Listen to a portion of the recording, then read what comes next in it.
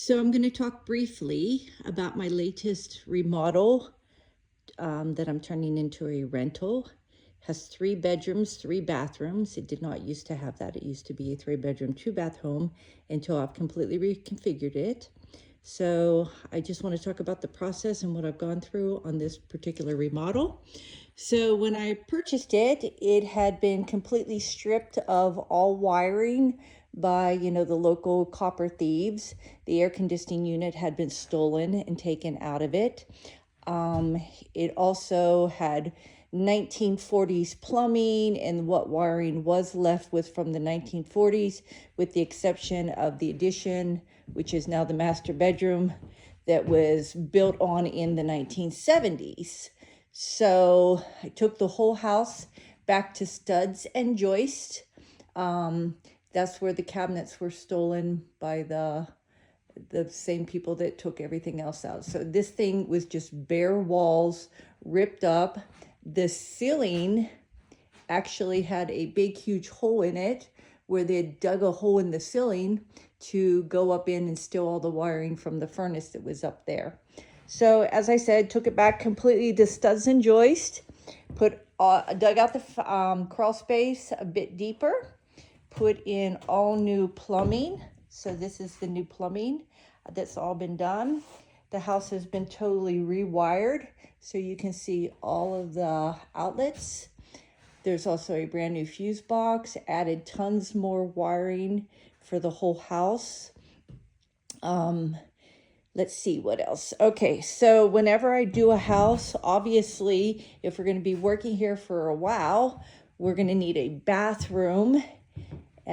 So one of the very first things I always do is finish off one of the bathroom bedroom configurations. Now, this house I put a little extra into. The whole crawl space has been spray foamed.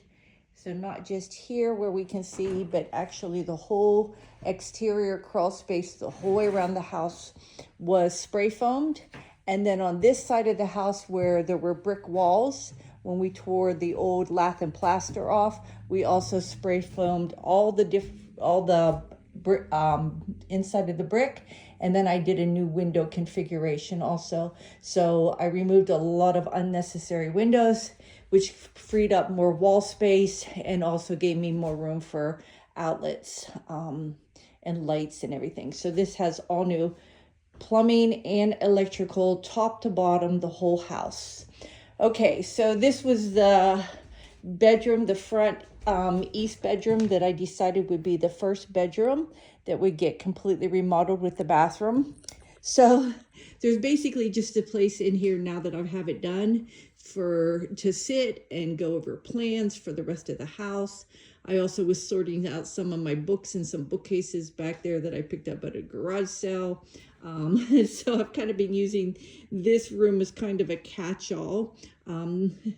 You'll see when I get to the master bedroom that I've also been using it as a catch-all for the past couple of months for other projects that I've been doing. So this house, purchased it in June, started really demolishing it. Purchased it in May, started doing all the demo work over the summer, had to dig out the crawl space, do all the insulation, everything. Finally started doing the actual reconstruction of it and replumbing and everything in September. And let's see, this is now almost March 1st. So this is the last day of February. So here we go. Okay, so this was the first bathroom that I did.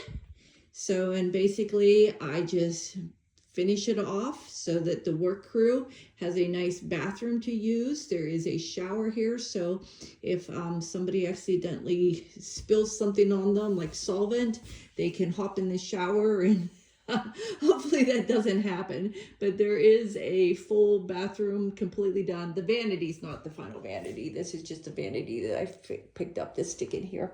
But anyhow, so this kind of shows you the colors of what this bathroom is. It mirrors the colors of the whole house. So anyhow, this was the first shower. I laid it out, the tile out on the floor, and then the guy who does my tiling for me picks it up off the floor and installs it in the way that I told him to. So all of my showers have cubby holes and bench seating. That's how I redo everything.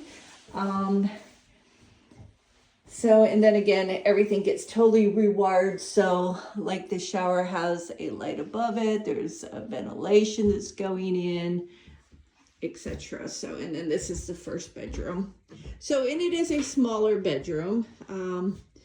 But again, this is my idea that I'm going to rent the rooms out to 3 separate people for co-living. So every bedroom has its own bathroom. And of course, the price points on the bedrooms will be based a lot on their square footage. Okay, so standing at the front door is kind of a shotgun from the living room back to what will be the kitchen. And then on the back side, the mud room, there's a laundry room back there also. Okay. So started doing the second bedroom in conjunction with doing the first bedroom. So have the flooring done, and this one's completely painted also and ready to go. Just some minor tweaks that need done. This is the second bathroom. Until we got the other bathroom working, we did have a utility sink back here to wash out paintbrushes and stuff like that. So this will be the second bathroom. With the second bedroom. So of course you can see that it's been prepped, but nothing, we haven't even started tiling it yet. That's where the toilet's going to be. Of course, vanity there. The lights are already in.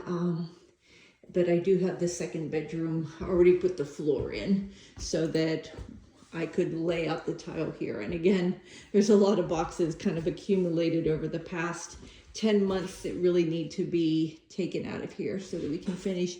Both these bedrooms on this side of the house had way excessive amounts of windows, so I reduced the window space, again giving more wall space. And then I also always do my outlets up high off the floor so people don't have to bend or look behind dressers or that sort of thing.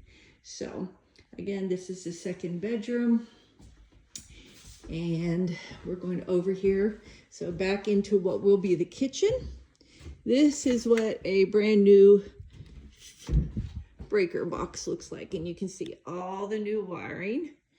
So let's talk about cost. So the initial purchase price for this house at a sheriff's auction was around $40,000 with all the demo and the insulation and the rewiring. And everything that's been done so far, I have another $60,000 in it. So we're up to $100,000, and we haven't even done the bed or the kitchen, living room, and master bedroom or tiled the other bathroom yet, although I already have all the tile. And then in here will be the laundry room. And then there's the back door to the back deck, and this will also be a mudroom. So what I did in here, I put in one of my extra refrigerators, again, just so the work crew can have cold drinks and bring their lunch along. I also have a little microwave. It's stuck in a closet right now. So when they're working, they can always heat up their food too. So, and then this will be the laundry room. And then I picked up this absolutely adorable vintage toilet at a yard sale for $10 with a matching sink. And I'm going to use, I can't see that, but here's the matching sink. So this is actually going to be, since it matches the color of paint of the bedroom so closely, I couldn't resist it. So the laundry room is going to have a washer, dryer, and then yet another half bath in here. So it's actually going to be 3 bedrooms, 3.5 bath. Okay, so that's the new plumbing going into the laundry room right there. And then, I mean, this is, you can see all the new wiring that has taken place. Everything is wired, and it's all brand new. So this is going to last the next 40 years. If it ever needs anything else done after this, it'll be somebody else's problem, not mine, because it'll be decades from now. Then you can see the kitchen. This will be the kitchen, so the whole wall. Yeah, I have to watch where I'm walking because I'm literally walking on a plank. So you can see I kind of took spray paint. I said the dishwasher is going to go there. The garbage disposal, lights over sink right there. So all the outlets and switches are now in place to completely wire the kitchen. It have lots of good wiring. Okay, so there's going to be an island out here with a gas range. So when we go to put the subfloor down, the gas range and the electrical for the range are already here. So we'll just have to drill holes in the subfloor after the island and everything's built, but all the gas and electric for the range have been installed already. Okay, coming over here to what is the master bedroom. So again, it's just kind of been a catch-all. So it's got some extra furniture in it, a couple things that I picked up at an estate sale that I got to fix, and anyhow, so it just kind of became a catch-all. So this is what's going to be the master bedroom. So it's a much larger room. Again, each room will be price point based on size, but they will have the shared common space, kitchen and living room, and the outside living spaces in common. So the master bathroom, I got the floor tiled and grouted, but I don't have the shower grouted yet. That missing place right there, I'm doing a vanity, of course the black toilet, and then this is the little walkway. And again, the tile hasn't been grouted yet, but this is the walkway back to the shower. So you walk down a little hall, you have a little cubby hole, and then this is the shower. So there's the shower floor. And of course, up there is where the shower is going to be installed. The water's already up to it. It just hasn't been screwed in. Same thing with the hot and cold. Anyhow, so this is the master bathroom shower. Wish there were a way to pan out a little better. When you get out of the shower, this is your walk back to the bathroom, toilet, vanity will be there. Built-in shelves, of course, an access panel to wiring on the kitchen, which is on the other side of this wall. And then the master bedroom has a door out to, they're going to have their own door out to a deck there. And then the master bedroom also has a walk-in closet with a skylight back there. So that's it. So right now I've got probably about $100,000 wrapped up in this house. I actually probably have another $10,000 of supplies on hand, like all the plywood and flooring and tile and hardwood flooring and light fixtures, the tile for all the bathrooms to finish them off, the backsplash for the kitchen. So all the supplies that I have on hand right now, I probably have another 10,000. So my estimated budget for this house was somewhere around 150,000. I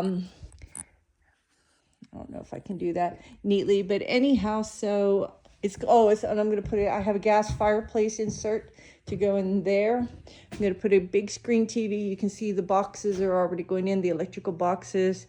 So there'll be a huge big screen TV above the fireplace here. I'm going to replace that window. I'm going to replace the picture window also. And then the gas fireplace is going to have an on-off switch, so you can light it with a switch. So that's pretty much it. So yeah, it's a really cool house. It has decent outside, and I'm going to build a lot of nice outside living. So it's going to have a huge front porch. I'm redoing all the AC and heat here also. I already have a tankless water heater. Oh, so this house originally in the 1910s was a one-room cabin. So there's a cement pad down there in the crawl space that was originally the chimney's cement pad.